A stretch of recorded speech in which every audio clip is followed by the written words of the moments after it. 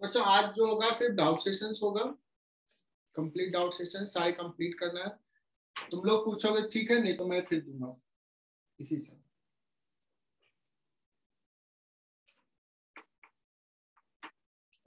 अपना circular motion का booklet का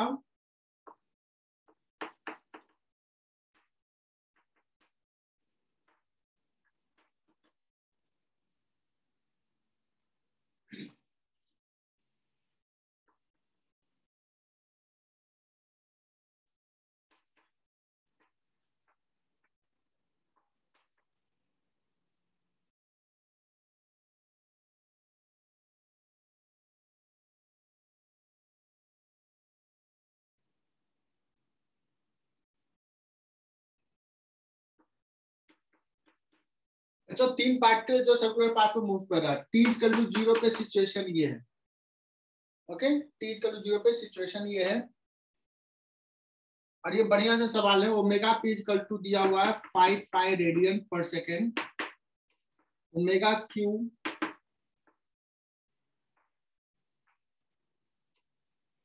एंड ओमेगा आर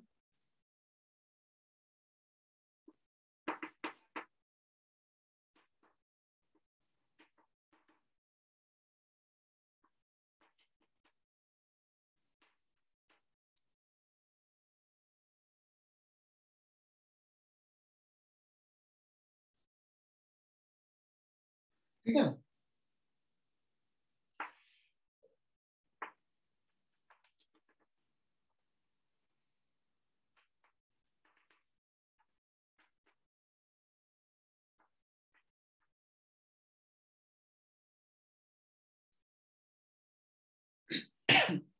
अच्छा इसको पहले ना मैं समझाता हूँ कि दो को एक साथ लेते हैं और एक जनरल सवाल है, मैं कंसेप्ट सिखा रहा हूँ।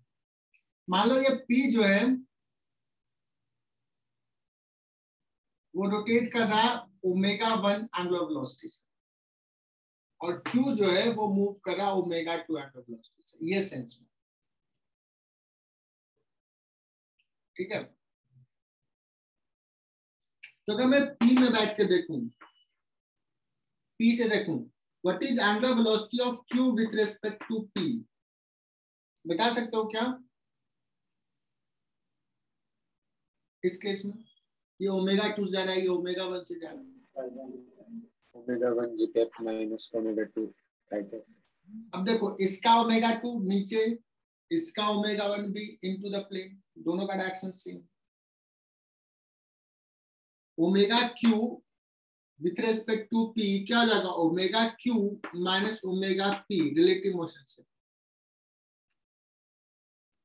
Omega Q is omega 2 minus J cap या माइनस के कैप कहो इनटू द प्लेन, और minus omega 1 minus K cap common. I hope कि यहां तक तो सबको क्लियर होगा। Yes sir. कुछ वैल्यू ले लेता हूं मैं, ठीक है ना। जैसे ओमेगा 2 का वैल्यू ले लिया 3 पाई रेडियन पर सेकेंड,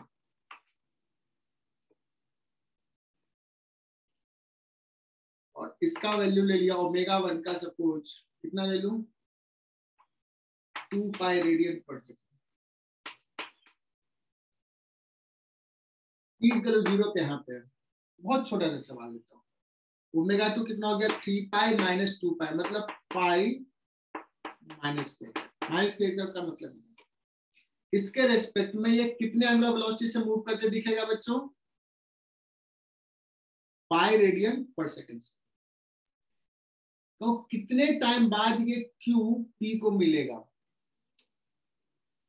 सारे बच्चे 1.5 सारे बच्चे ध्यान सुना। अभी टी इक्वल टू 0 पे ये है, कितने टाइम बाद मिलेगा? तो ये देखेगा कि ये पाई रेडियन से जा रहा है, इससे कितना एंगल चलना पड़ेगा इसको, pi plus pi by 2 pi plus pi by, that means 3 pi by 2 angle चलना पड़ेगा। एंगुलर वेलोसिटी रिलेटिव है पाई इंटू टी, सो टी जो आ जाएगा 3/2 सेकंड। एम आई राइट बच्चों? Yes sir. Yes sir. यहाँ तक समझ में आया? अब मैं डेटा Yes, थोड़ा सा sir. चेंज कर देता हूँ, थोड़ा सा डेटा Yes, चेंज कर देता हूँ। मैं इसको 2 पाई की जगह ना 5 पाई कर देता हूँ। ये फॉर्मूला तो सेम ही रहेगा, ये भी सेम रहेगा, बट यहाँ पे वैल्यू क्या हो जाएगा बच्चों? 3 पाई माइनस 5 पाई, मतलब minus 2 pi. That means 2 pi plus K cap. So for this data इसको ये क्या दिखेगा? के कैप इधर आते हुए दिखेगा, इधर क्या देखेगा? ये देखिए, हालांकि जा रहा है ये इधर बच्चों 3 पाई से, ये जा रहा है 5 पाई से, इसका ज्यादा है, ये इसको कैच कर लेंगे। इसके रेस्पेक्ट में इसको देखें तो इधर आते दिखेगा, कितना से? 2 पाई रेडियन पर सेकेंड से। ये देखेगा कि अभी पाई बाय 2 एंगल पे है, कुछ देर बाद ऐसे घूम के यहाँ पे आ जाएगा। Pi by 2 is equal to 2 pi into t. So t कितना आ जाएगा बच्चों? क्या ये कहानी समझ में आया कि कैसे टाइम निकालेंगे when this will meet to this? Yes, sir. Is it clear? Yes, sir. Okay बच्चों, तो थ्योरी मैंने पढ़ा दिया, हालांकि ये सब पढ़ाने की जरूरत नहीं है, बच्चे खुद ब खुद सीख जाएंगे ऐसा ना।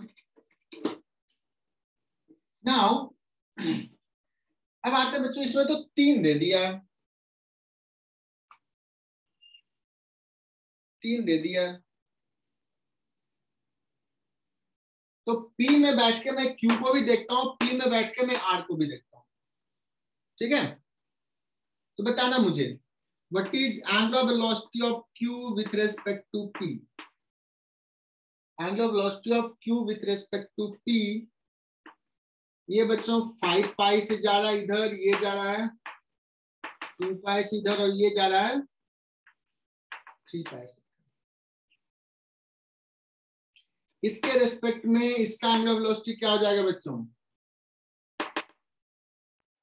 3 pi k cap. 3 पाई k कैप।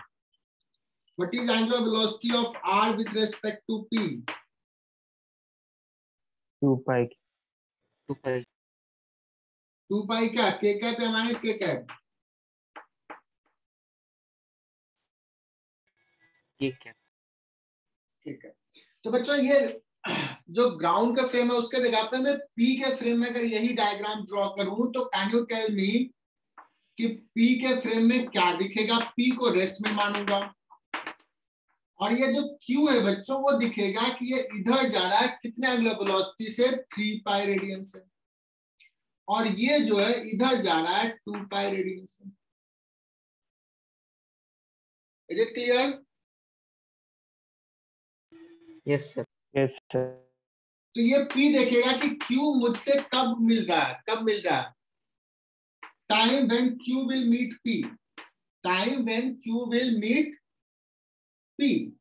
क्या क्या है? 3 पाई से आ रहा है, पाई बाय 2 एंगल चलना है, एंगुलर वेलोसिटी है 3 पाई, इतने टाइम बाद मिलेगा। Is it clear? Pi by 2 angle चलना है इसको, और 3 पाई रेडियन से चल रहा है। This is the time when it will meet. बच्चों ये मिल लिया, फिर कब मिलेगा? फिर एक बार और राउंड मारेगा, फिर कब मिलेगा बच्चों? Yes, sir.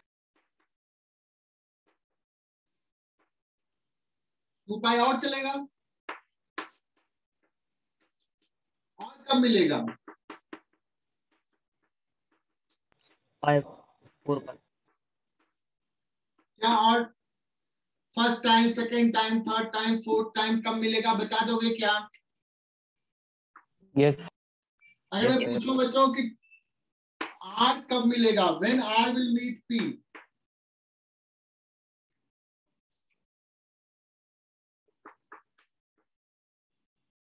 पाई एंगल चलना है,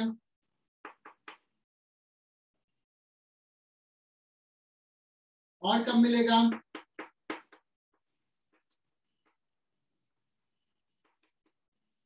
और कब मिलेगा बच्चों?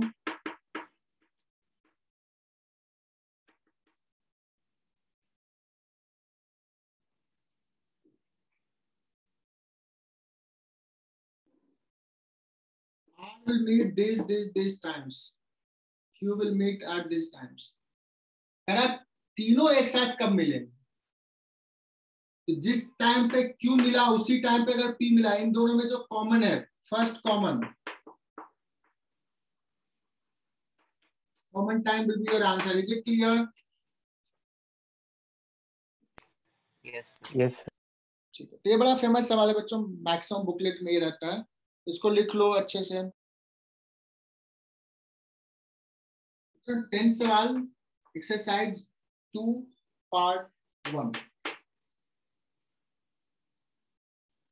टॉय कार है जो स्प्रिंग से कनेक्टेड है बच्चों, इसका नेचुरल लेंथ है a, जब ये मूव कर रहा है 2a रेडियस के सर्कल में, इसका टाइम पीरियड है t 2a रेडियस के सर्कल में। तो इसको स्प्रिंग फोर्स जो है बच्चों वो हो जाएगा k into a, spring force because a is the elongation. ये इसको सेंट्रीपिटल फोर्स प्रोवाइड कर रहा होगा, सो m ओमेगा स्क्वायर, बच्चों t के टर्म में ओमेगा अगर लिखें तो m omega square into r। आर्य जोशी क्या इक्वेशन लिख सकते हैं?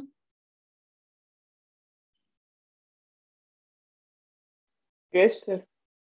ठीक है, पहला क्वेश्चन ठीक है। कर अब टॉय कार ने अपना स्पीड बढ़ा रहा है, तो क्या हुआ, स्पीड अगर बढ़ेगा सो नीड मोर फोर्स।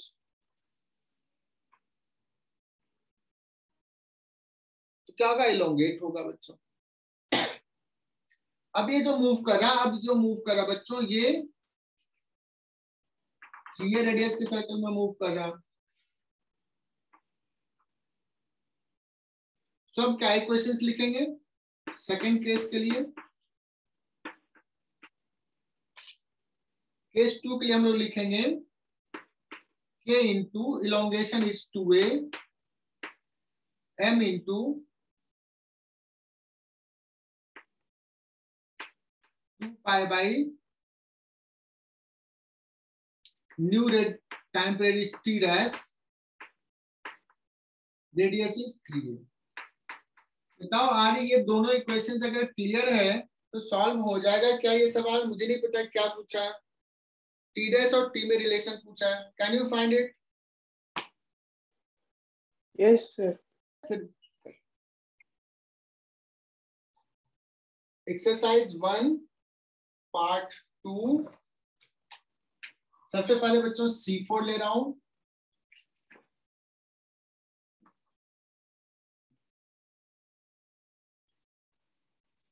अच्छा, तुम लोगों का एक चीज तो अभी पावर लगता है मैंने पढ़ाया ही नहीं है। पावर पढ़ाया क्या? बचा हुआ था पावर Yes, का। sir. पढ़ाया। हाँ, थोड़ा सा साइड बताया, उसमें पावर में और बताना है। चलो एनीवे तब भी कर लेंगे, डेफिनेशन बता दिया तो भी सफिशिएंट है। C4 V जो है वो वेलोसिटी है, P जो है वो मोमेंटम है और E जो है वो काइनेटिक एनर्जी है।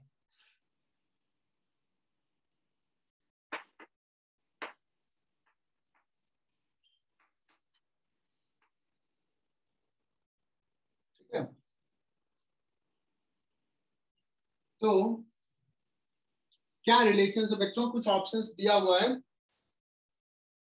तो पहले तो d बाई dv, पहला ऑप्शन C4 में दिया d बाई dv क्या है, तो डिफरेंशिएट कर दो d बाई dv को, क्या हो जाएगा?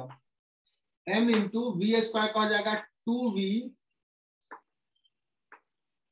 अपॉन 2 हो जाएगा p, तो d बाई dv जो हो जाएगा p। Is it correct? Is correct? Yes, sir.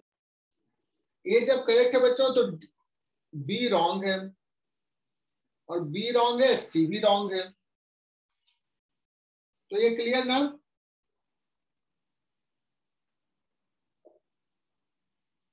ये तो सिंपल से था। अगर d बाई डी टी पूछा जाए what is d by d T, तो ये कर लेते हैं half m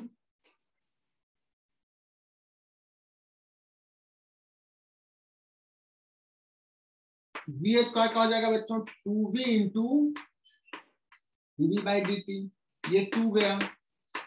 m into dv/dt क्या हो जाएगा बच्चों, m into dv/dt, m into ये हो गया फोर्स, फोर्स इंटू v, तो ये जो हो जाएगा d/dt, can we write this is power बच्चों।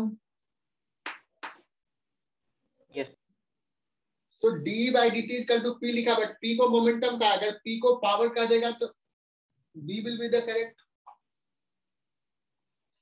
ठीक है ना। और ये मैंने बताया भी था dk/dt is equal to dw/dt, और इसी dw/dt को ही क्या बोलते हैं, पावर।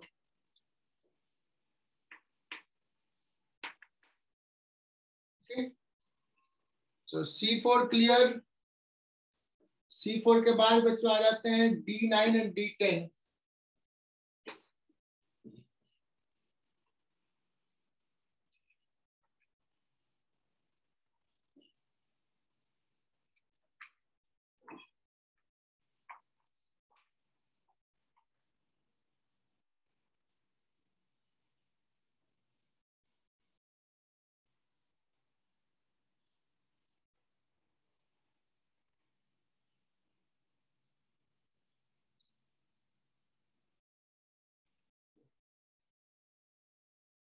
D9 तो जो कह रहा है बच्चों कर रहे, इसमें कोई ज्यादा दिमाग नहीं लगाना। A running man has half the kinetic energy that of a boy of mass, half of his mass। तो मैन का मास अगर सपोज सर वो 2 D8 है सर, ये क्या है, वो D8 है, वो D8 है। तो D9 देखो तो फिर 10 है क्या D9, अभिषेक गुप्ता देखो। हाँ सर, हाँ सर D10 है। D10 तो 10 और 11 शायद होगा, है ना। D10 ले लेते हैं। Equal mass are attached to the end of a spring constant K।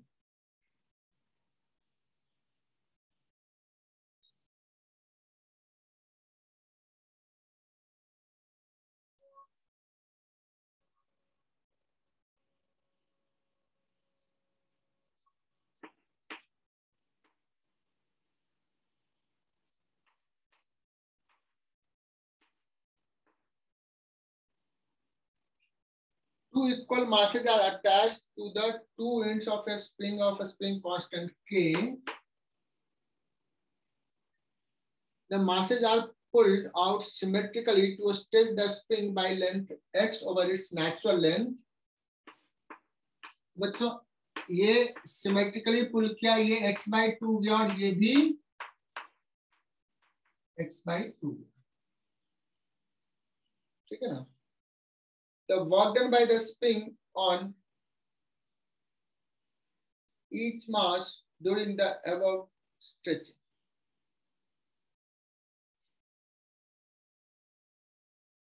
Okay अगर मैं सिंपल सा पूछूं बच्चों, ये तो बिना दिमाग लगाए हुए बोल सकते हो कि सिंपल टोटल स्प्रिंग ने कितना वर्क किया होगा, आपके तो आधा इस पे क्या होगा, आधा इस पे क्या होगा, ऐसा लिख सकते हो। लेकिन लगेगा कि सर मैं क्यों ऐसा मान लूं,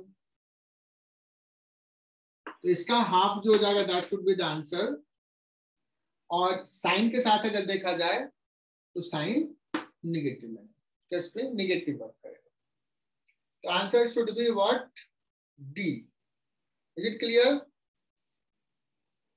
यस लेकिन कहोगे कोई कि सर मुझे तो इंटीग्रेशन से चाहिए, मैं मान लेता हूं किसी टाइम पे x इलोंगेशन है, x है, तो इसको x0 मान लेता हूं, final elongation, general elongation x ले लेता हूं।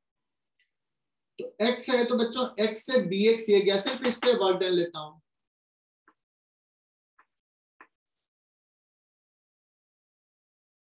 तो ऐसे ले लेता हूं बच्चों, x/2 को मैं मान लेता हूं x डैश, ओके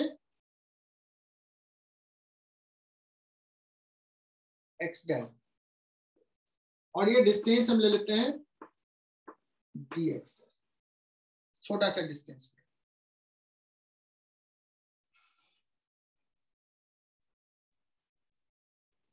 तो बताओ इस पे फोर्स कितना लगा है, k, अगर ये यहां से x डैश है तो स्प्रिंग टोटल इलोंगेटेड कितना है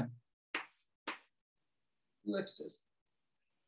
तो स्प्रिंग का फोर्स बच्चों k इंटू 2x डैश है और dx डैश और जा रहा है।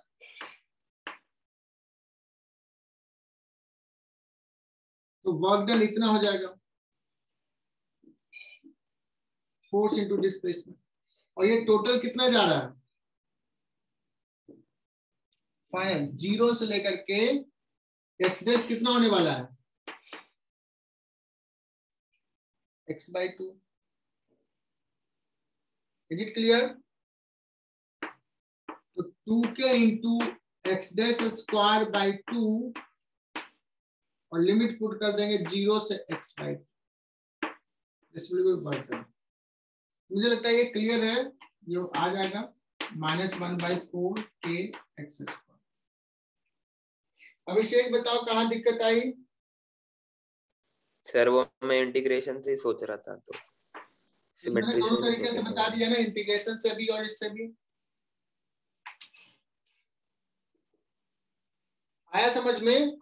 ये सपोज x डैश है तो ये भी तो x डैश है, तो स्प्रिंग में इलोंगेशन टोटल क्या हो जाएगा k into 2x dash. dx dash थोड़ा सा और आया। चलो देन आई थिंक जो d पूछा है बच्चों वो D11 होगा I think. D10 a rod of length 1 meter 0.5 kg hinged at one Yes, end. sir.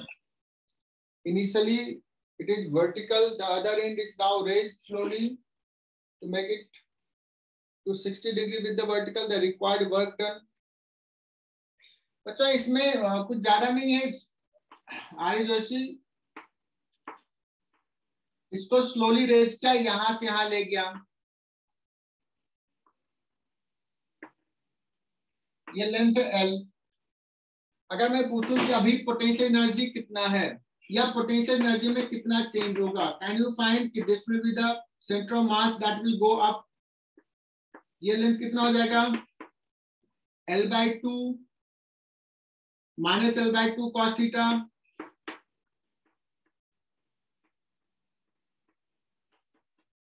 L/4 height raise हुआ। Is it clear? Centre of mass कितना ऊपर गया है L/4। कहा था ना इसको रॉड को पूरा को एक जगह मानो तो कहां मानोगे सेंटर। तो delta K plus delta U equal to work done by external force. Slowly ले गया डेल्टा के 0, डेल्टा यू क्या हो जाएगा mg into L/4 that's mg L/4 हो जाएगा सॉल्व। सो बच्चों D9 हो गया, C4 हो गया, D10 हो गया, E3 and 6।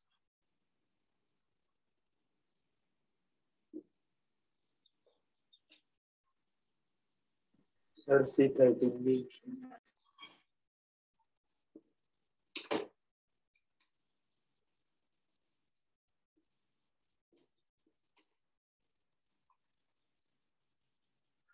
तो फटाफट E3 कर लेते हैं।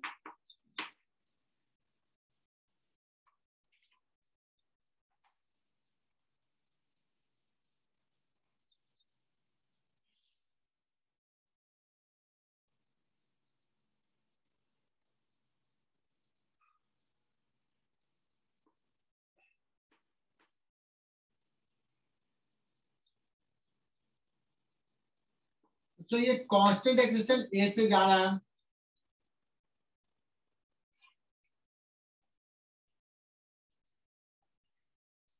है ना?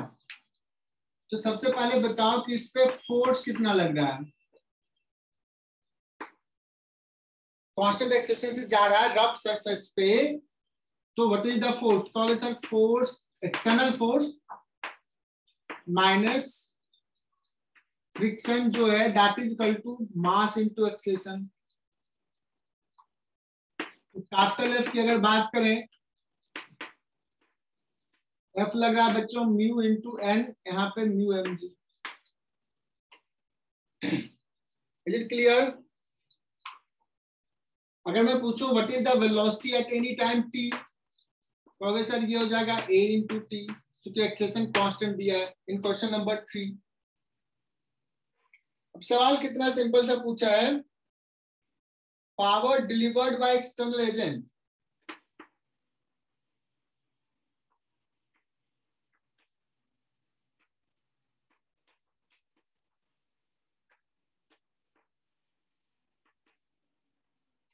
Power delivered by external agent क्या आ जाएगा, F dot we.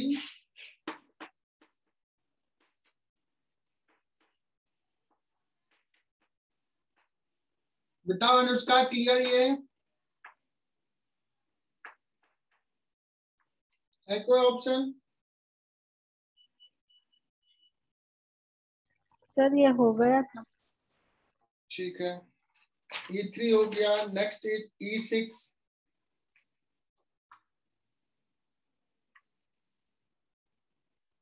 Power is equal to क्या होता है, dW बाई dt।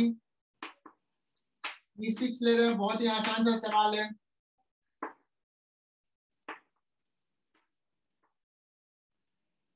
बच्चों पावर डिलीवर्ड जो है वो डिक्रीज कर रहा है बट है कांस्टेंट, ऐसा सवाल दिया हुआ।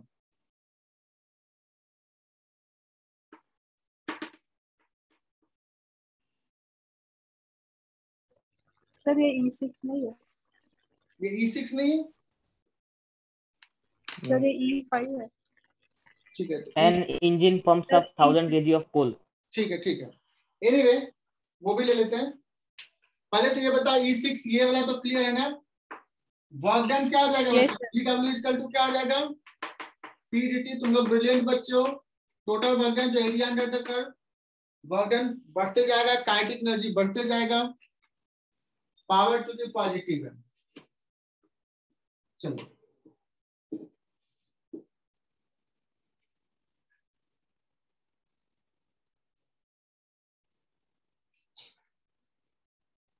बहुत दिन बाद लगता है बुकलेट जो है रेजोनेंस में 2-3 साल बाद थोड़ा मॉडिफाई किया शुरुआत के क्वेश्चंस, और लॉकडाउन था, टीचर सब बैठे हुए होंगे, कुछ सवाल ऐड किया। मेरे पास 1 साल पुराना वाला booklet. E7, an engine pump 100 kg coal from a mine 100 meter depth 1000 kg. 1000 kg coal कितने से रेज किया बच्चों, 100 मीटर से, कितने टाइम में,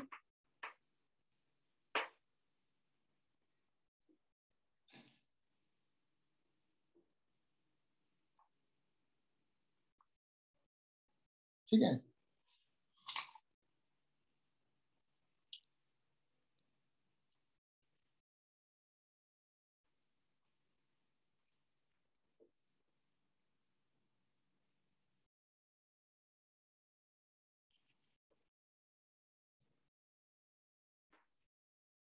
What is increase in potential energy of this?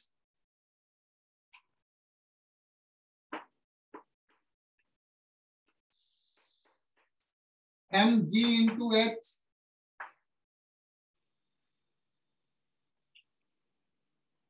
mg into h, इतना एनर्जी पोटेंशियल एनर्जी इंक्रीज कराया कितने सेकंड में,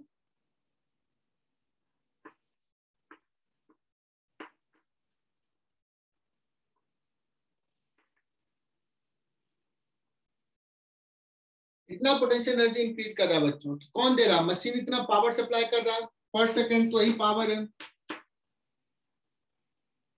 पावर कितना हो जाएगा, ये 10 to the power 6 10 to the power 4 into 100 by 50, 20 kilowatt। Is it clear? लेकिन जो मशीन है बच्चों वो 100% इफिशियंट नहीं है। मशीन का इफिशियंसी 50%। दैट मीन्स अगर मशीन को हमने इलेक्ट्रिकल एनर्जी सप्लाई किया 100 जूल का, तो उसने वर्क कितना का किया है, आउटपुट कितना है 25। तो अगर इतना वर्क आउटपुट वो दिया है तो हमने उसको कितना एनर्जी सप्लाई किया होगा, अगर सपोज हमने एनर्जी उसको पी नॉट सप्लाई किया तो पी नॉट का 25% जो है वो है 20 किलोवाट। तो पी नॉट कितना हो जाएगा बच्चों? 80। क्या ये आंसर मैच कर रहा है? देखो यस सर। चलो बच्चों नेक्स्ट सवाल करते हैं। और ये हो गया सवाल सारा। उसके बाद देखते हैं और कौन सा डाउट है, चेक करते हैं। बच्चों C11 तो बड़ा आसान है। Correct. Body of mass 5 kg is raised vertically to a height 10 meter by a force 120 Newton. Sir वो पार्ट 1 में डाउट। से पार्ट 1 का C13 है, मैं पार्ट 2 कर रहा था।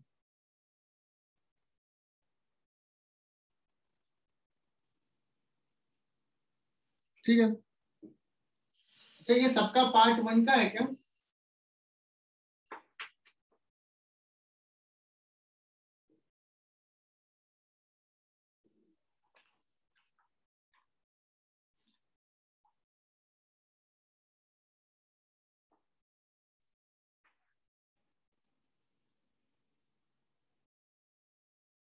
Rigid body of mass 0.3 kg slowly up the inclined plane of length 10 meter.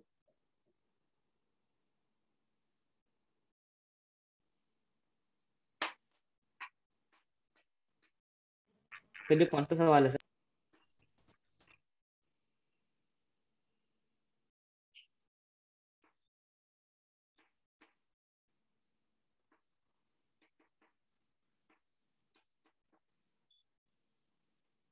तो C10 ले रहा हूँ ना, C10 ना C11? Sir C11। A block of mass 200 gram is moving with a speed of 4 meter per second. Okay okay चलो anyway जब इतना draw कर लिया तो इसमें भी किसी को डाउट होगा ही। C10 0.3 kg को रेज किया बच्चों यहाँ से यहाँ तक, ये 5 मीटर ये 10 मीटर, दैट मींस ये एंगल बता रहा है ये sin theta equal to half है, तो थीटा 30 डिग्री है। Okay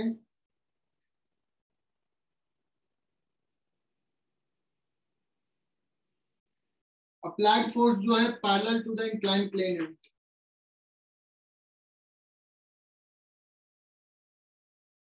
coefficient of friction is given mu equal to, पूछा क्या क्या वो देख लेते हैं।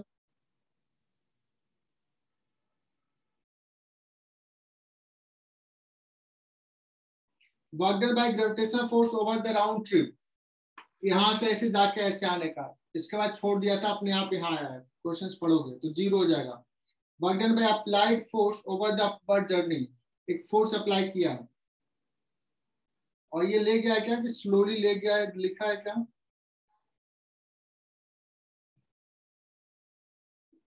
हाँ सर लिखा है। हाँ स्लोली लिखा है। Slowly Yes, sir. मतलब फोर्स कितना लगेगा, तो mg sin theta, sorry mg sin theta और फ्रिक्शन कोएफिशिएंट, तो F जो हो जाएगा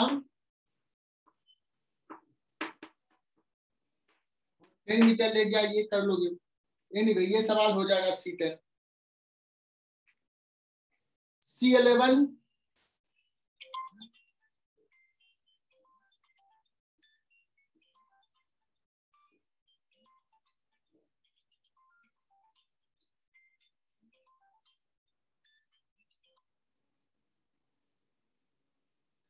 block of mass 200 gram is moving with a speed 4 meter per second.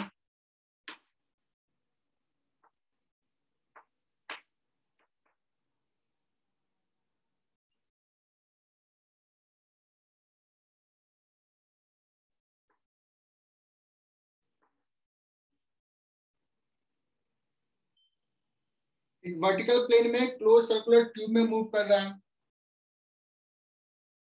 ये तो सवाल एक दिन करवाया था यार, ये सवाल करवाया था एक दिन। इसको 4 मीटर पर सेकंड है और ये ऐसे जाएगा, फ्रिक्शन करते करते करते करते धीरे धीरे धीरे धीरे रुक जाए यहाँ पे। तो यहाँ पे अगर रुक गया तो कह रहा है कि वर्क डन बाय फ्रिक्शन क्या हो जाएगा, तो delta K plus delta U that is equal to work done by जो भी conservative force non conservative force है। तो जो काइनेटिक एनर्जी था वो लॉस हुआ, और जो डेल्टा यू है इतना आया है, इतना लॉस हुआ। ये काइनेटिक एनर्जी में भी माइनस साइन होगा, डेल्टा यू में भी माइनस साइन होगा। बताओ तनिषा, इजंट इट क्लियर? ये सवाल मैंने लगता है किया एक बार तुम्हारे क्लास में। धीरे धीरे जो भी एनर्जी लॉस हुआ है वो यस सर, मैंने पूछा था। के अगेंस्ट है।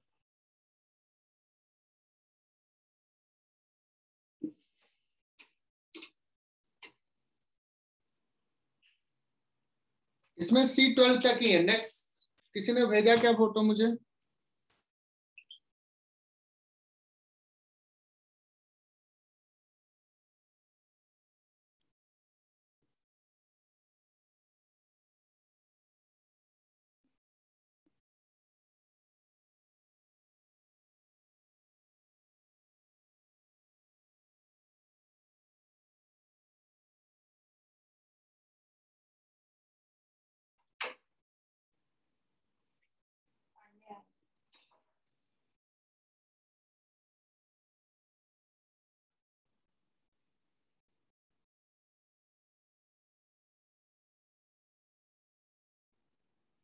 तो बच्चों नेक्स्ट सवाल ले रहा हूं। C16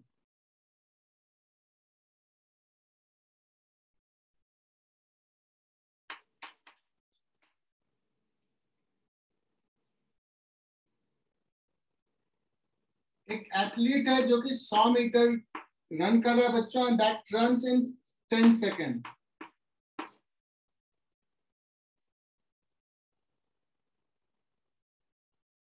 और उसका काइनेटिक एनर्जी कितना होगा? ये HC वर्मा का सवाल है आई थिंक।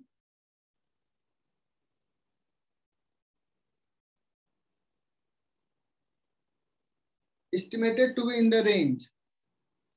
अब सबसे बड़ी बात कि इसमें मास तो दिया नहीं है,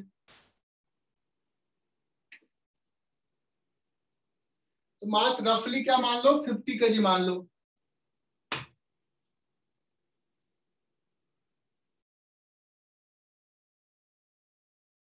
M 10 सेकेंड में अगर रन किया है तो what is the velocity? That will be around 100/10 that is 10 metre per second. एक तो ये कह सकते हो, या दूसरा कह सकते हो बच्चों कि ये कांस्टेंट वेलोसिटी तो रन नहीं किया होगा, क्या ये कंटिन्यूअसली अपना वेलोसिटी बढ़ाते गया होगा क्या? अगर वैसा होगा तो half a into t square that is equal to 100 ऐसे लोगे, ठीक है ना? तो a into t that is equal to 100। So a into t क्या हो जाएगा बच्चों? वेलोसिटी टी टाइम पे जब फाइनली पहुंचा है,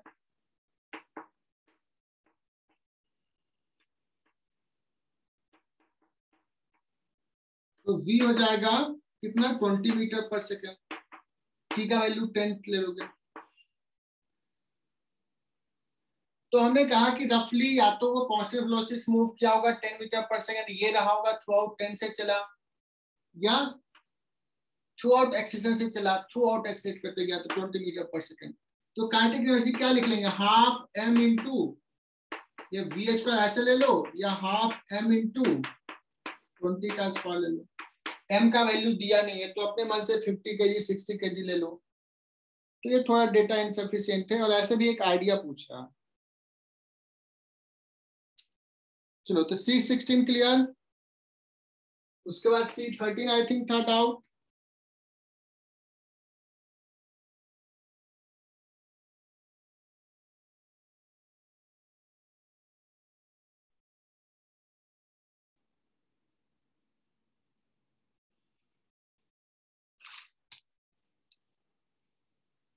एक सेकंड का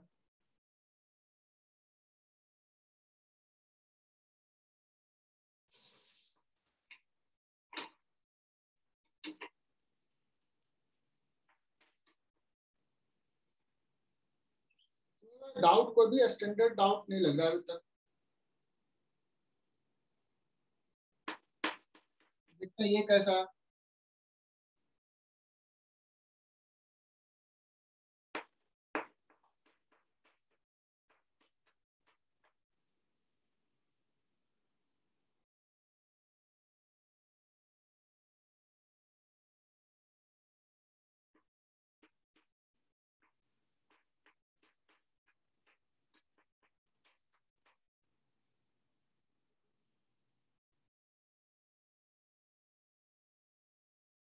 बच्चों एक फोर्स ये F लगा है और इनिशियल वेलोसिटी ये था, 1 सेकंड के लिए फोर्स लगा है, 1 सेकंड के लिए।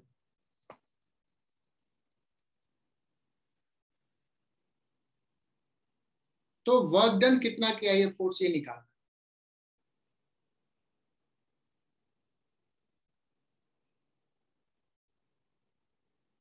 ओके, तो एक काम करते हैं, मास ऑफ द ब्लॉक दिया है क्या?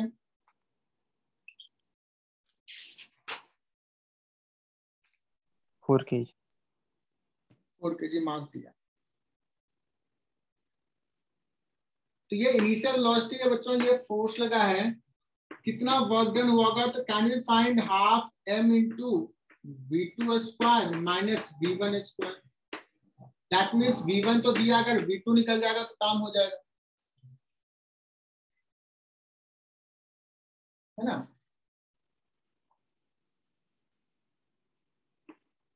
तो v2 वेक्टर क्या हो जाएगा? देखो आई कैप में what is the acceleration, 1 metre per second square. I cap में x कितना है? तो vx क्या हो जाएगा? 2 प्लस 1 इंटू 1, इतना आई कैप हो जाएगा। जे कैप में फोर्स है क्या? यस है, लेकिन जे कैप में फोर्स जो है बच्चों ये वेरिएबल फोर्स है। तो ए वाई कितना है? Force by mass 3t square है। तो d v y by d t हो जाएगा 3t square into D t हो जाएगा।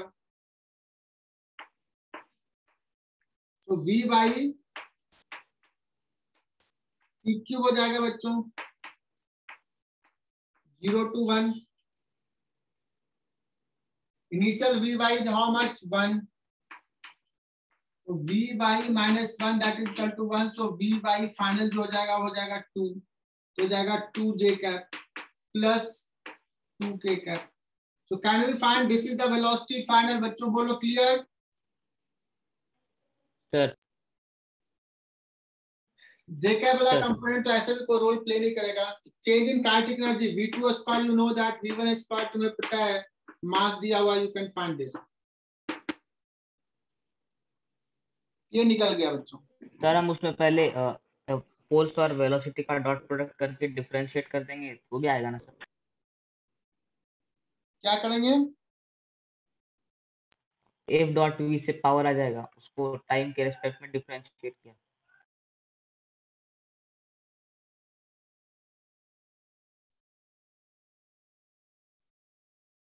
इसको ऐसे भी कर सकते हैं, अगर पावर पूछा जाए तो एफ डॉट वी, है ना। अब v हमें पता है क्या?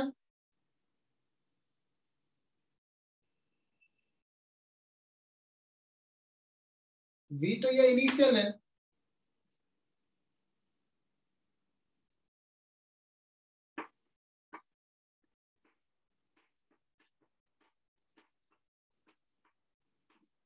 बोलो कैसे किया? नहीं सर मैं पूछ रहा था कर सकते हैं।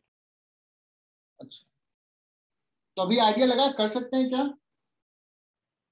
सर वो वेलोसिटी निकालना ही पड़ेगा। वेलोसिटी निकालना, तो वेलोसिटी कैसे निकलेगा? वो आपने निकाला वैसे। तो वही हो जाएगी कहानी, है ना।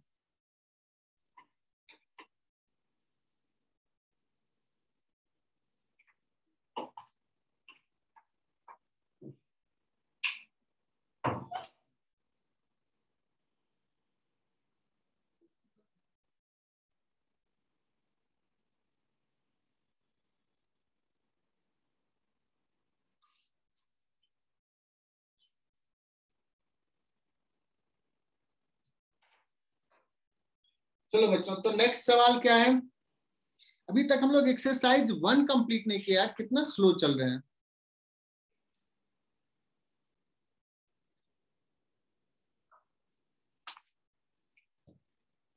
देखो बच्चों, यहाँ सवाल पढ़ना B3 ये बुकलेट में है। आई होप कि अपने बुकलेट से पढ़ लो। इसके लैंग्वेज का पढ़ना, work done by friction force. किस पे वर्क पूछ रहा है? फ्रिक्शन फोर्स का ऑन सरफेस। मतलब अगर हम पेपर लिए हैं बच्चों, पेपर पे हम पेंसिल से जब ड्रॉ कर रहे हैं ऐसे, तो फ्रिक्शन फोर्स सरफेस पे कितना वर्क कर रहा है।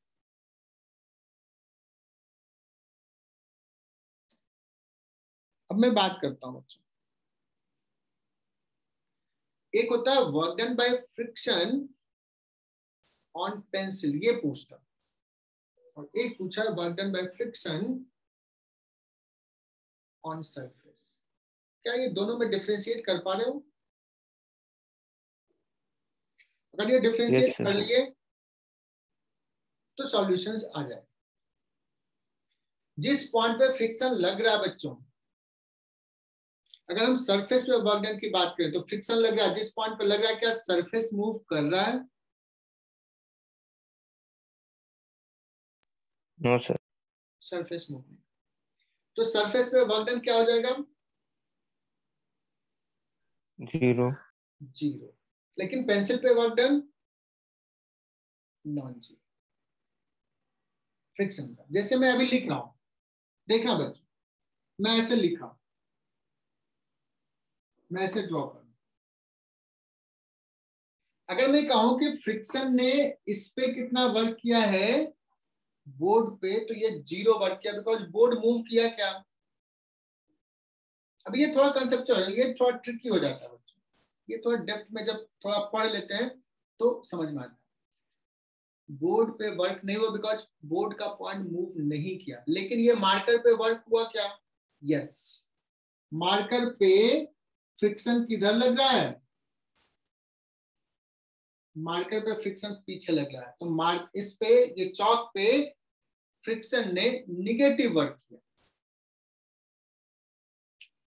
अगर mu is the coefficient of friction, मैं नॉर्मल फोर्स N पुट कर रहा था, N, तो work done by friction on pencil on chalk, that will be minus mu N into your length. Is it clear? Yes, sir.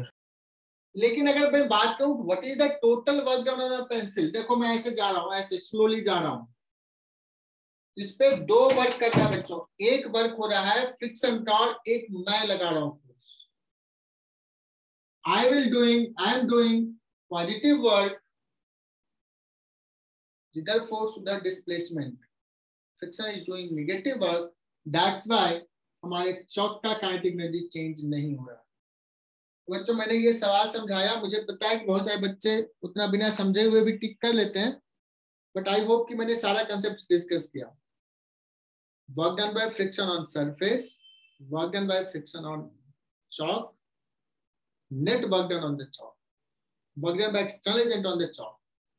Is it clear to all? Sir, Yes, sir. तो Sir, work done by external agent on chalk 0. नहीं यार, मैं force लगा रहा हूं ना इधर, 0 कैसे?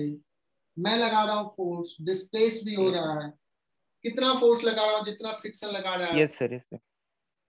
तो सुनता नहीं है, मैं यही कहता हूँ, सुनता ही नहीं है पूरा बात। वो मैंने परपेंडिकुलर समझ लिया सर। हाँ, परपेंडिकुलर काइंड वर्क डन नहीं होगा, परपेंडिकुलर काइंड वर्क डन होगा। एक्सरसाइज 1 में लॉक करूं क्या आज? Exercise 1 final yes doubt? Sir. Good. Yes sir. अब मैं डाउट नहीं लूंगा एक्सरसाइज 1 का, बहुत टाइम ले लिया तुम लोगों ने। एक्सरसाइज 2 जो बहुत परेशान किया, आर्य जोशी बताओ कौन सा? वर्क पावर एनर्जी पार्ट 1 का 6। पार्ट 1 का 6। अनुष्का ने बताई पार्ट 1 का 14, पार्ट 2 का 3। चलो, पार्ट 1 का 6, पार्ट सर पार्ट 1 का 7 भी सर। सर 7 में ऑप्शन नहीं दिए। सर वो 13 नहीं, 14 है। 14।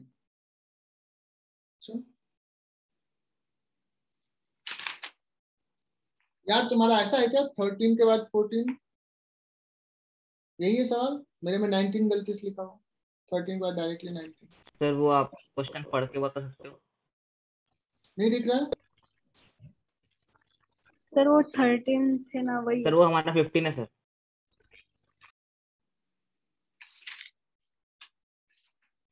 चलो नहीं, 6 तो यही है। Yes sir. अरे इस बार इतना क्यों चेंज कर दिया?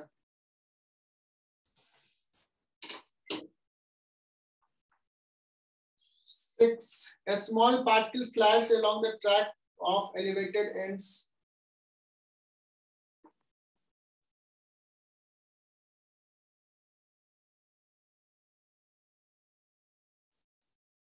Flat part has length 3 meter.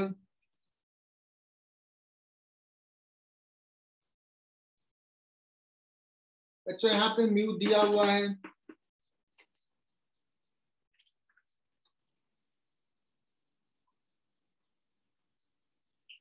ये फ्रिक्शन लेस है बच्चों, ये कर्व्ड पार्ट जो ऊपर जा रहा है ना, वर्टिकल पार्ट, ये फ्रिक्शन लेस है।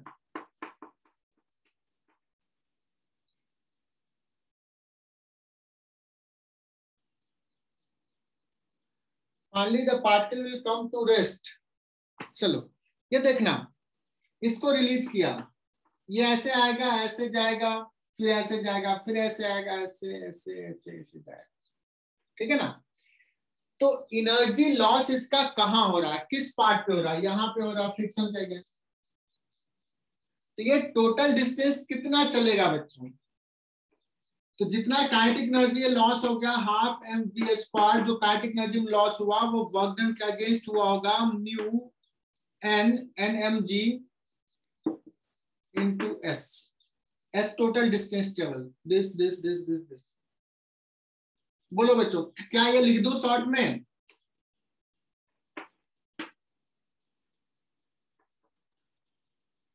लेकिन ये हाफ mv स्क्वायर मतलब, हाफ mv स्क्वायर क्या कहते हैं? मतलब ये पोटेंशियल एनर्जी, बेटर ऐसे लिख लेते हैं, ये जो लॉस इन पोटेंशियल एनर्जी को mgh, m चला गया, g है बच्चों 10, h है 1.5, म्यू कितना है 0.2, g है 10 गया into s। How much s is 7.5। 7.5 metre.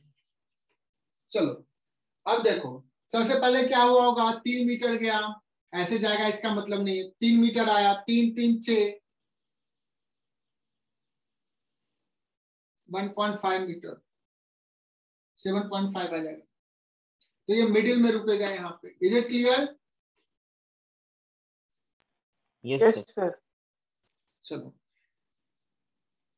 6 के बाद 7। सर 7 हो गया सर, पर उसमें हमारे इसमें ऑप्शन नहीं दिए सर, और पीछे आंसर ऑप्शन में, तो करेक्ट आंसर क्या है? क्या पीछे क्या है 7th का आंसर? हमारे इसमें ऑप्शन नहीं दिए क्वेश्चन में, पर पीछे जो आंसर है उसमें ऑप्शन दिया है। टाइपिंग मिस्टेक होगा। सर वो क्लियर नहीं है सर। अभी दिख रहा ऑप्शंस? हाँ सर।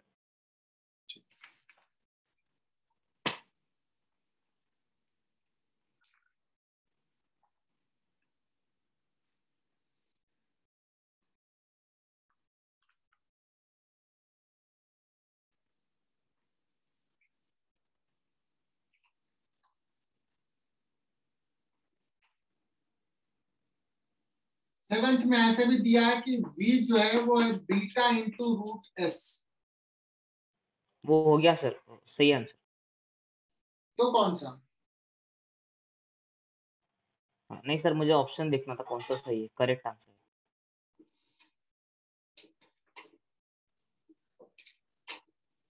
चलो बच्चों, नेक्स्ट इज द 13 क्वेश्चंस।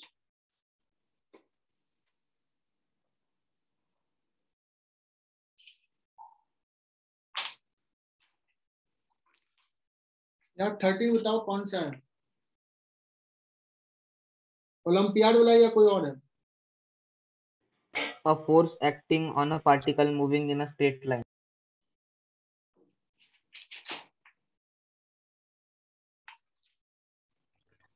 हमारे में 12th है।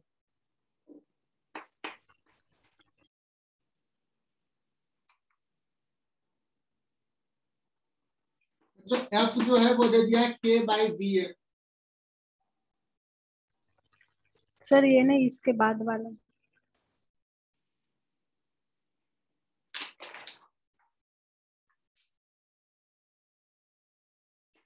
थर्टीन जो हमारा बुकलेट है, F is equal to minus K Y plus. ये मैंने सवाल करवा दिए हैं, ये वाला अगर वर्क डन पूछा है। ये नहीं हो रहा है क्या? हो गया सर। यहाँ से ऐसे गया, यहाँ से ऐसे गया, वर्क डन निकालना है। इसके लिए work done dx i cap, इसके के लिए dy j कैप, ऐसे लिखोगे। मैंने ये करवा दिया बच्चों। पार्ट 2 में कोई डाउट?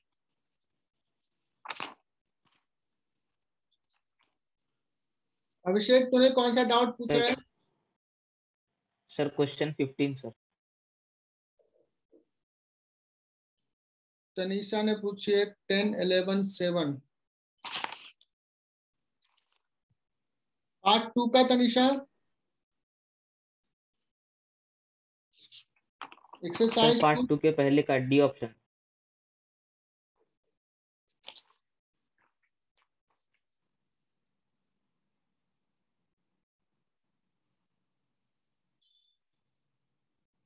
पहले का D option.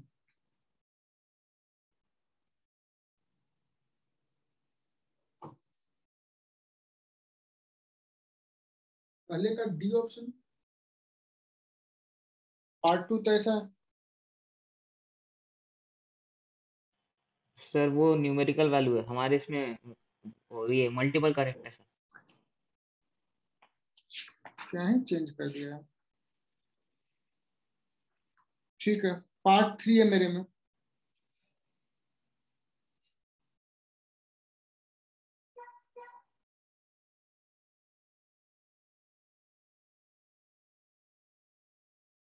No work is done on a force on an object if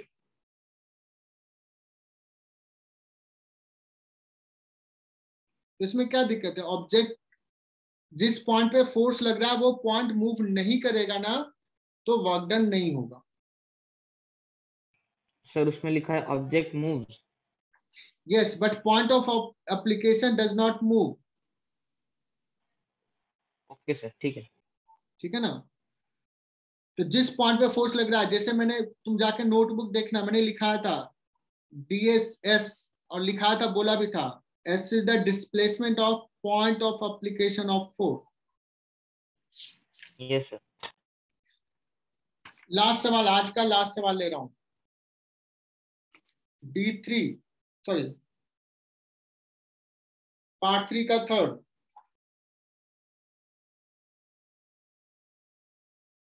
निर्मिति ने 6 भी पूछे, चलो 6 और 3rd।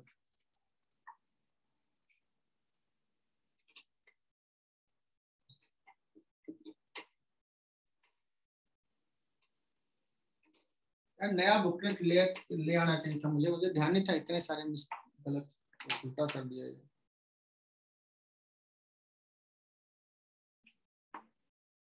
The body of constant mass 1 kg moves under variable force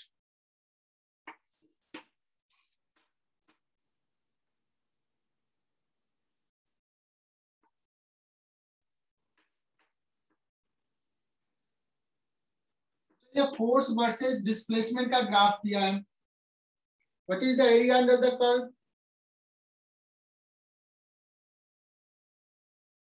area under the curve will give work done.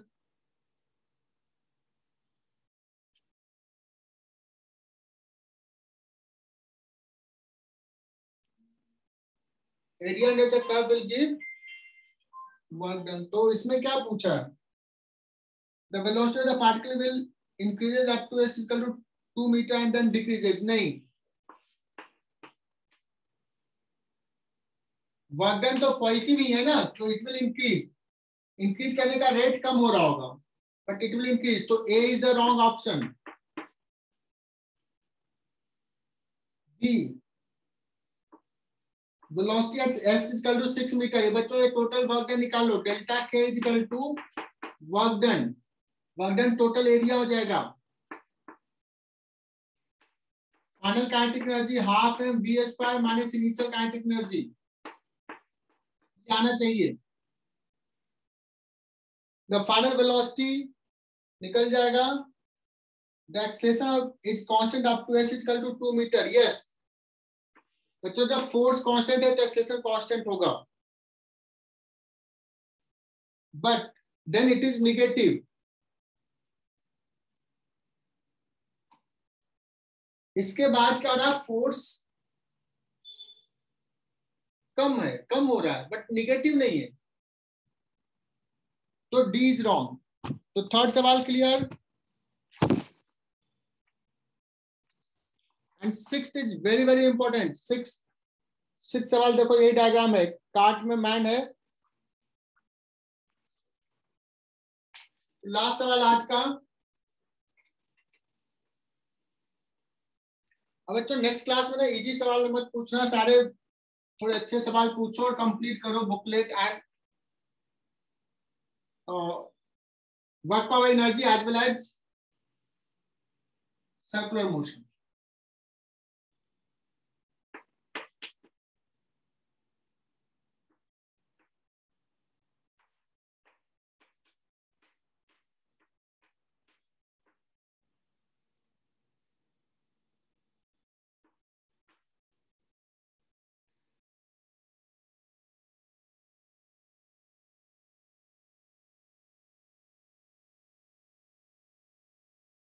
बच्चों इसमें क्या है, ये थोड़ा सा थ्योरेटिकल टाइप का है कि ये स्प्रिंग को ना पुल किए हुए एफ फोर्स,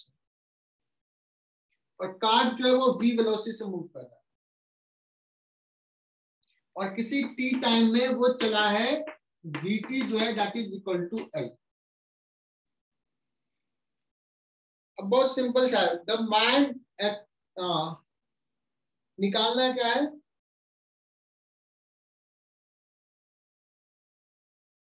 मैन ने कितना वर्क किया? The man acting with force F on the spring does the work।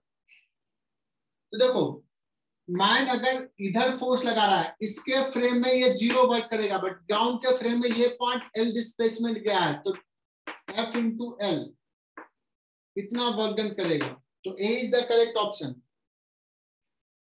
The total work performed by man on the compartment plus a spring with respect to ground is 0।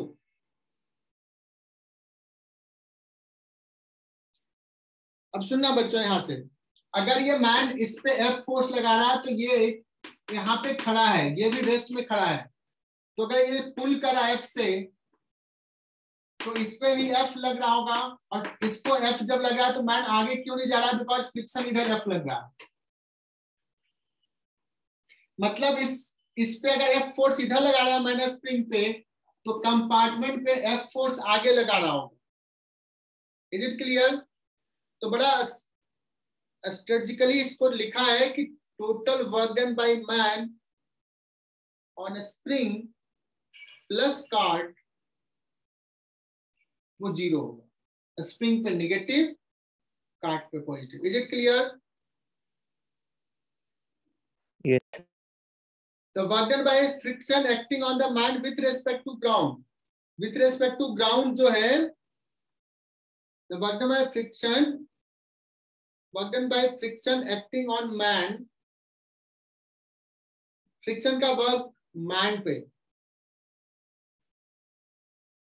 तो man पे friction किधर लगेगा? पीछे, man के पीछे लगेगा, क्योंकि spring man पे आगे लग रहा है तो फ्रिक्शन मैन पे पीछे लग रहा है। तो -WL, तो C is also correct. The total work done by man with respect to the ground is, total work done by man with respect to ground is, total work done by man, तो 0 होगा। D is wrong, क्योंकि 0 किया total work, लेकिन किस पे तो वो बता नहीं रहा। चलो बच्चों, तो आज का सेशन यही फिनिश करते हैं।